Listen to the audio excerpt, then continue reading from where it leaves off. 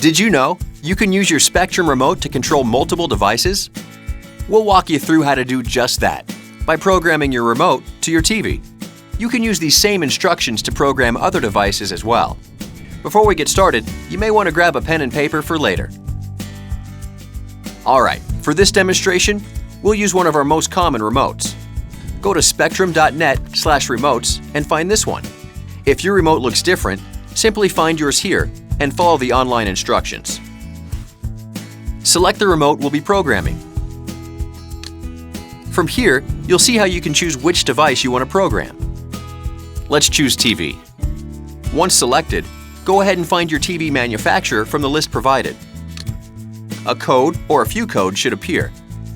Now grab your pen and paper and write down these codes. You'll need them in a minute.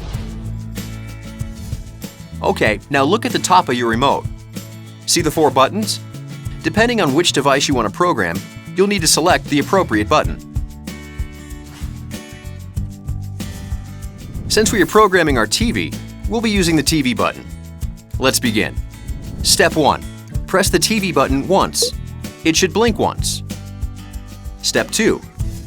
Find the Setup button on your remote. Press and hold it until the TV button blinks twice. Step 3. Now grab the codes you just wrote down. Using your remote, enter the first code for your TV. The TV button should blink twice. If it does, great, you're almost done. If you get a long blink instead, simply repeat steps 1 through 3 and enter the next code.